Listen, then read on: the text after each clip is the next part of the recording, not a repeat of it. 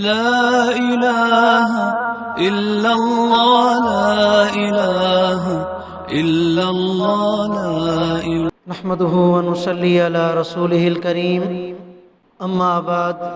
فأعوذ بالله من الشيطان الرجيم بسم الله الرحمن الرحيم يا أيها الذين آمنوا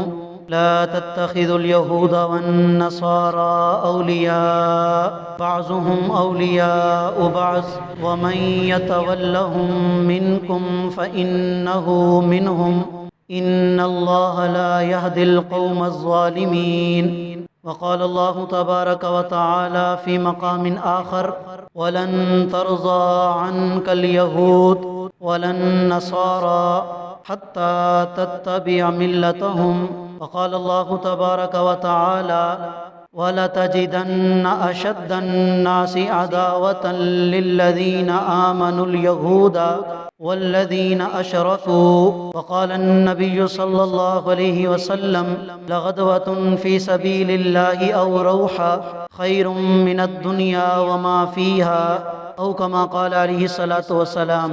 سبحان ربك رب العزة عما يصفون وسلام على المرسلين والحمد لله رب العالمين. اللهم صل على سيدنا ومولانا محمد وعلى آل سيدنا ومولانا محمد وبارك وسلم. میرے انتہائی قابل احترام مسلمان بھائیوں، دوستوں، بزرگوں، قرآن کریم کے 3 مختلف مقامات سے 3 آیات کریمہ آپ حضرات کے سامنے تلاوت کی ہیں. ان آیات کریمہ میں اللہ رب العالمین یہ بات ارشاد فرما رہے ہیں کہ اے ایمان والو، یہ یہود و نصارہ تم سے اس وقت تک راضی نہیں ہوں گے جب تک تم ان کے مذہب کو قبول نہ کر لو. یعنی یہ یہودی اس وقت تک راضی نہیں ہوں گے جب تک تم اپنا مذہب اسلام چھوڑ کر یہودی نہ بن جاؤ، اور یہ عیسائی اس وقت تک راضی نہیں ہوں گے جب تک تم اپنا مذہب اسلام چھوڑ کر عیسائی نہ بن جاؤ. اور دوسرے مقام پر اللہ رب العالمین ارشاد فرماتے ہیں اے ایمان والو، یہود و نصارہ کو اپنا دوست مت بناؤ، اس لیے کہ یہ تمہارے دوست نہیں ہیں بلکہ یہ آپس میں ایک دوسرے کے دوست ہیں. یہ تمہارے ساتھ محبت نہیں رکھتے بلکہ یہ آپس میں ایک دوسرے کے ساتھ محبت رکھتے ہیں. اور اللہ رب العالمین نے یہ بھی ارشاد فرمایا کہ میرے اس مبارک فرمان کے بعد اگر تم میں سے کوئی مسلمان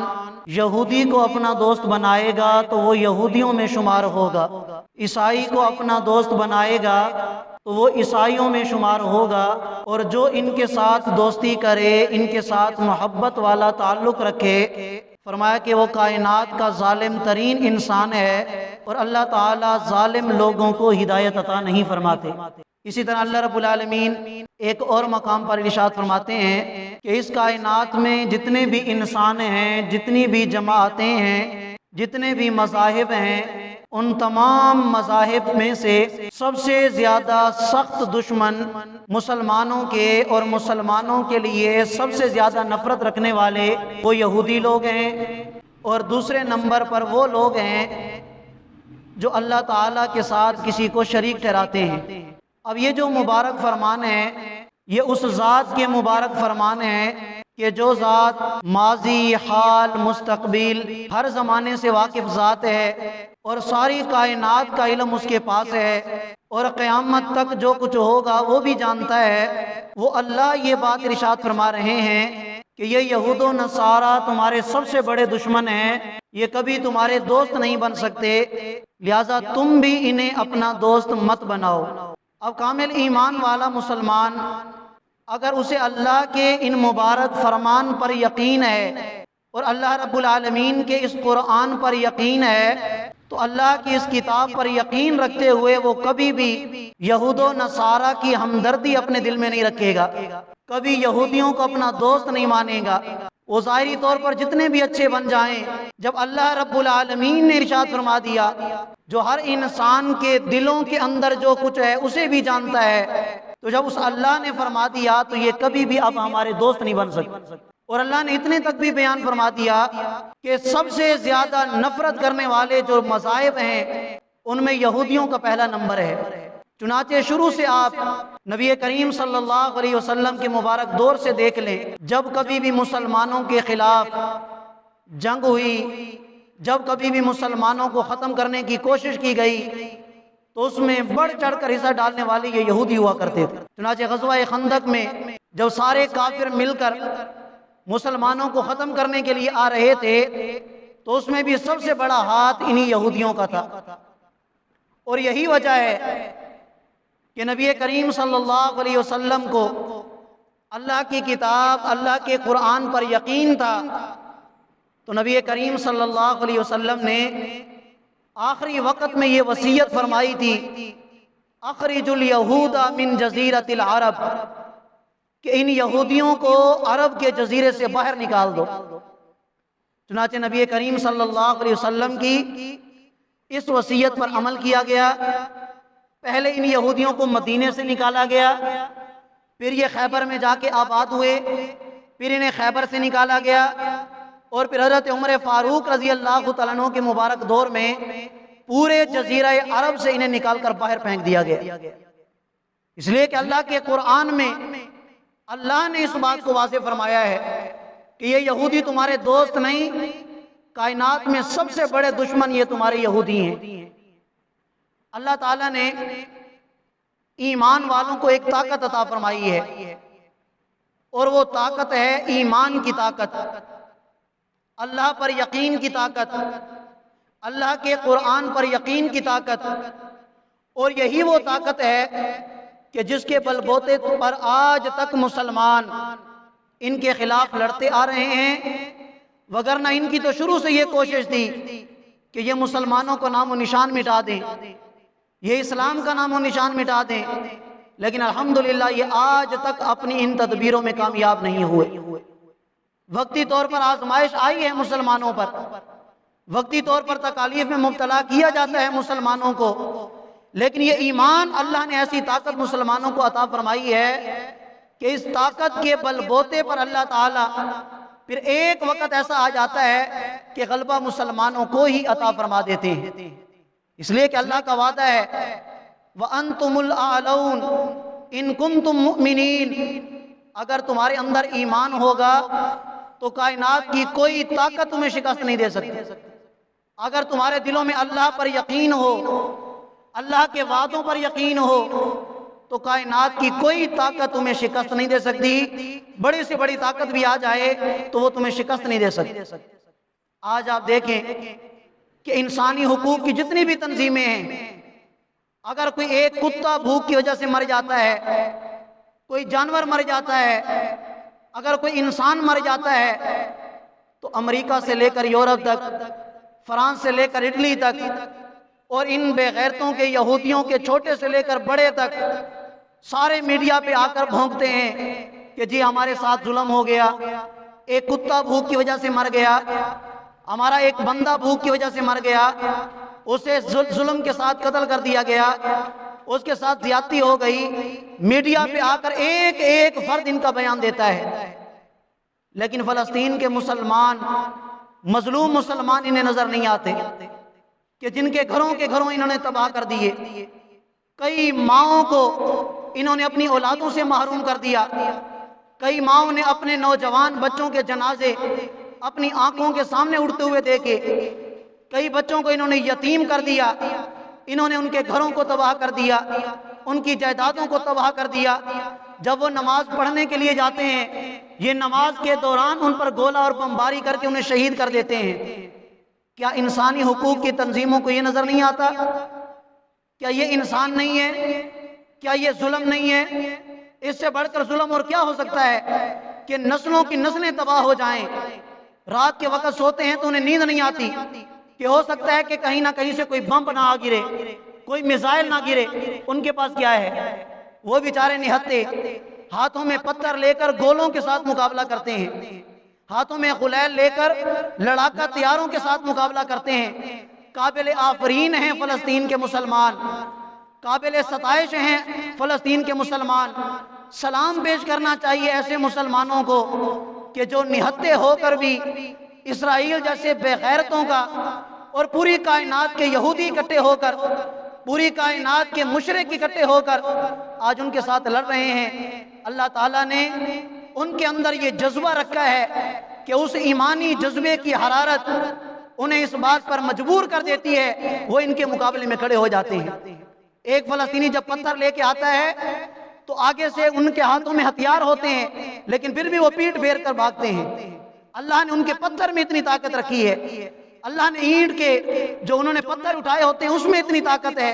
غلیل کے اندر اللہ نے اتنی طاقت رکھی ہے۔ چھوٹا سا بچہ ہوتا ہے، نعرہ تکبیر اللہ اکبر کی صدا بلند کرتے ہوئے جب پتھر کو ان کی طرف چھوڑتا ہے تو وہ پیٹ پھیر کر بھاگ جاتے ہیں اور وہ اپنے دفاع کے لیے کھڑے ہوتے ہیں۔ اور انسانی حقوق کی تنظیموں کو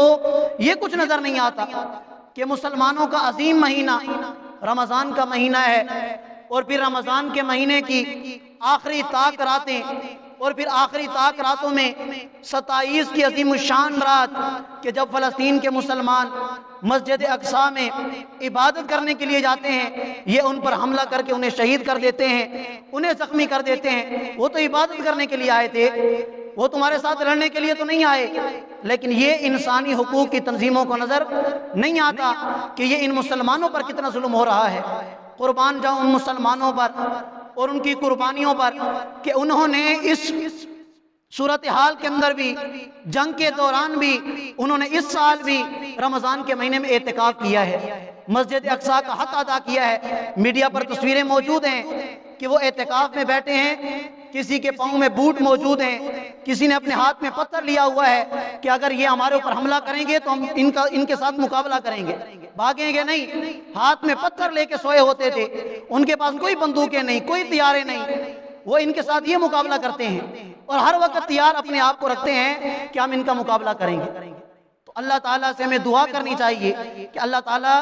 ہمارے فلسطین کے مظلوم مسلمان بھائیوں کی بھی مدد فرما دے۔ اور یہ ہوتا ہے، میں نے عرض کیا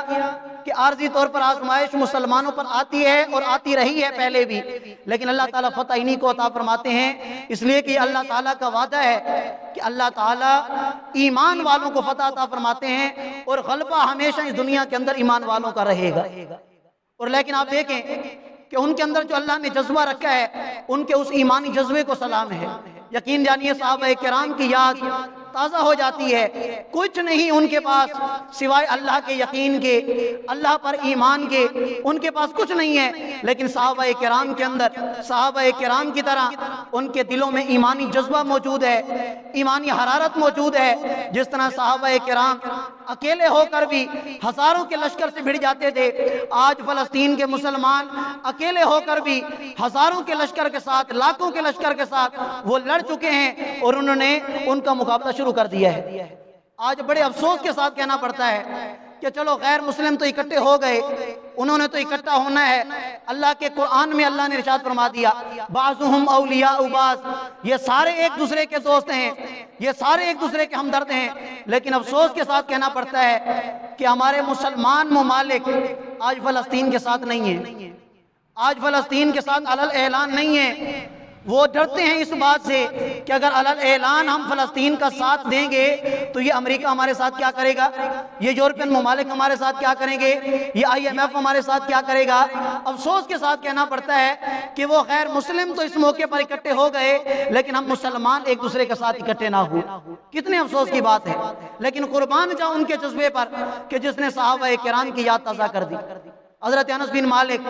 رضی اللہ تعالیٰ عنہ ارشاد فرماتے ہیں کہ میرے چچا حضرت انس بن نضر کہ انہوں نے غزوہ بدر میں شرکت نہ کی، تو انہوں نے ایک دن اعلان کیا کہ اگر اللہ تعالیٰ نے مجھے موقع عطا فرمایا اور میں نے غزوہ احد کے اندر شرکت کی تو ساری دنیا دیکھے گی کہ انس بن نضر لڑتا کیسے ہے، ساری دنیا دیکھے گی۔ جب غزوہ احد کا دن آیا، حضرت انس بن نضر آگے بڑھے اور کافروں کے لشکر میں جا گھسے اور لڑتے رہے۔ روایات میں آتا ہے کہ وہ کافروں کو ایسے کاٹ رہے تھے اپنی تلوار سے جیسے ایک بندہ گاجر اور مولی کو کاٹتا ہے۔ 80 تلواروں اور نیزوں کے نشانات ان کے جسم پر موجود تھے۔ ان کا اللہ کے وعدوں پر یقین تھا، انہیں پتا تھا کہ میں نے شہید ہونا ہے اور شہید ہونے کے بعد میں نے کہاں جانا ہے، جنت کے اندر جانا ہے۔ تو جس قوم کے لوگ اور جو مسلمان موت سے، شہادت سے اتنی محبت کرتے ہوں، یہ بے غیرت ان کو شکست دے سکتے ہیں؟ جو موت سے محبت کرتا ہو یہ اسے شکست دے سکتے ہیں۔ آپ پوری تاریخ اٹھا کے دیکھ لیں کہ ان کافروں نے، ان یہودیوں نے، ان عیسائیوں نے، ان مشرکوں نے، ان منافقوں نے، ان ہندوؤں نے جب بھی مسلمانوں کے ساتھ میدان میں آمنے سامنے آ کر جنگ کی ہے، انہوں نے ہر لمحے شکست کھائی ہے۔ یہ تو آج دور بیٹھ کر، میلوں دور بیٹھ کر حملے کرتے ہیں، ذرا میدان میں سامنے آ جائیں، ان کو لگ پتا جائے۔ آج بھی حماس کے ترجمان کا یہ بیان آیا ہوا تھا کہ اسرائیل لاکھوں نہیں کروڑوں کی فوج لے کر آ جائے، لیکن آمنے سامنے آ کے مقابلہ کرے، ہم ان کی لاکھوں کی فوج کو نیست و نابود کر دیں گے۔ اور یہ حقیقت ہے، اللہ نے مسلمان کو طاقت ایسی عطا فرمائی، اور وہ طاقت کون سی ہے؟ ایمان والی طاقت۔ مسلمان کو پتہ ہے اگر میں میدان میں لڑوں گا، اگر مجھ پر موت آ گئی تو میں شہید ہوں۔ اور شہید کے بارے میں اللہ کا قرآن کہتا ہے لا تقولوا لمن يقتل في سبيل الله اموات بل احياء ولكن لا تشعرون، کہ جب شہید میدان کے اندر شہید ہوتا ہے تو اسے مردہ نہ سمجھو، وہ تو زندہ ہے۔ شہید کی موت ایسی موت ہے، اللہ کے نبی فرماتے ہیں کہ میری یہ چاہت ہے، میری یہ تمنا ہے کہ میں اللہ کے راستے میں شہید کیا جاؤں۔ ثم احیا ثم اقتل ثم احیا ثم اقتل ثم احیا ثم اقتل، کہ مجھے پھر اللہ زندہ فرما دیں میں پھر شہید ہو جاؤں، پھر اللہ زندہ فرما دیں میں پھر شہید ہو جاؤں، پھر اللہ زندہ فرما دیں میں پھر شہید ہو جاؤں۔ حضرت عمیر رضی اللہ تعالیٰ عنہ کے بارے میں آتا ہے کہ آپ بیٹھے کھجوریں کھا رہے تھے، اللہ کے نبی نے ارشاد فرمایا کہ عمیر جنت کی طرف بڑھو۔ میں سمجھ گیا کہ یہ لڑنے کی جہاد کی بات کر رہے ہیں۔ حضرت عمیر رضی اللہ تعالیٰ عنہ نے کھجوریں ادھر ہی پھینک دی، فرمایا کہ کہیں ایسا نہ ہو کہ جنت میں جانے سے مجھے دیر ہو جائے۔ اٹھے اللہ کے راستے میں گئے، اللہ تعالیٰ نے شہادت عطا فرما دی۔ تو مسلمان کو یہ شکست دے سکتے ہیں یہ ساری رات بے غیرت گانے سننے والے، اور ایک مسلمان مجاہد اللہ کا قرآن سننے والا، اور یہ بے غیرت ساری رات انٹرنیٹ پر اپنی رات گزارنے والے اور ساری رات شراب پینے والے، یہ اس مسلمان کو شکست کیسے دے سکتے ہیں کہ جس کے دل میں ایمان کا نور ہو، جس کے دل میں اللہ کا قرآن ہو، جس کے دل میں نبی کی سنت کا احترام ہو، اور جس کے دل و دماغ میں جنت ہو، جس کے دل و دماغ میں نبی کی سنت پر عمل کرتے ہوئے جنت میں جانا ہو، یہ میدان میں آ کر اس کا مقابلہ کیسے کر سکتے ہیں؟ اور یہ بھی آپ کو پتا ہے کہ آج سے کچھ عرصہ پہلے 47 ممالک مل کر انہوں نے امریکہ کے ساتھ مل کر افغانستان پر بھی حملہ کیا تھا یا نہیں کیا تھا؟ وقتی طور پر آزمائش ضرور آئی تھی، الحمدللہ اللہ تعالیٰ نے 20 سال بعد افغانستان کو فتح عطا فرمائی یا نہیں فرمائی؟ آج امریکہ جو ارادے لے کر آیا تھا اپنے ارادوں کے ساتھ الحمدللہ نیست و نابود ہو گیا ہے۔ تو اسی طرح انشاءاللہ اللہ کی ذات سے امید ہے، اللہ کی مدد پر امید ہے کہ اللہ تعالیٰ اسرائیل کو بھی اسی طرح نیست و نابود فرمائیں گے، اللہ تعالیٰ فلسطین کے مسلمانوں کی بھی مدد فرمائیں گے، اور اللہ تعالیٰ تمام مسلم ممالک کو اس بات کی توفیق عطا فرمائیں گے کہ وہ فلسطین کے ساتھ کھڑے ہو کر ان کی مدد کریں گے۔ اگر ہم اور کوئی مدد نہیں کر سکتے، کم از کم اللہ کو راضی کر کے۔ میں آج ایک بیان سن رہا تھا، مفتی تقی عثمانی صاحب دامت برکاتہم، انہوں نے بڑی بہترین بات ارشاد فرمائی ہے، فرمایا کہ خدا را جب فلسطین کے مسلمانوں کے لیے اللہ سے دعا کرو تو اس سے پہلے اپنے گناہوں سے توبہ کر لو۔ اس لیے کہ ایسا تو نہیں کہ تم ساری رات اللہ کی نافرمانی کرتے رہو، سارا دن اللہ کی نافرمانی کرتے رہو اور اپنے مسلمان بھائیوں کے لیے دعا کرو۔ پہلے اللہ سے اپنے گناہوں کی معافی مانگو، پہلے اللہ کو راضی کرو کہ یا اللہ پوری کائنات کے اندر، پوری دنیا کے اندر جہاں کہیں بھی مسلمان آزمائشوں میں مبتلا ہیں، یا اللہ ہم اپنے گناہوں سے توبہ کرتے ہیں، ہم تیری رضا چاہتے ہیں، یا اللہ تجھ سے توبہ کرتے ہیں، ہمارے مسلمان بھائیوں کی مدد فرما۔ جب ہم توبہ کریں گے اللہ ہم سے راضی ہوں گے، اللہ ہماری توبہ کو قبول فرما کر جب ہم مسلمان بہن بھائیوں کے حق میں دعا کریں گے تو پھر اللہ تعالیٰ اس دعا کو بھی ضرور قبول فرمائیں گے، اور ان مسلمان مظلوموں کی اللہ تعالیٰ ضرور مدد فرمائیں گے۔ اللہ تعالیٰ کی بارگاہ میں دعا گو ہوں کہ اللہ تعالیٰ ہم سب کو سمجھنے اور عمل کرنے کی توفیق عطا فرما دے۔ وآخر دعوانا ان الحمدللہ رب العالمین۔ جزاکم اللہ۔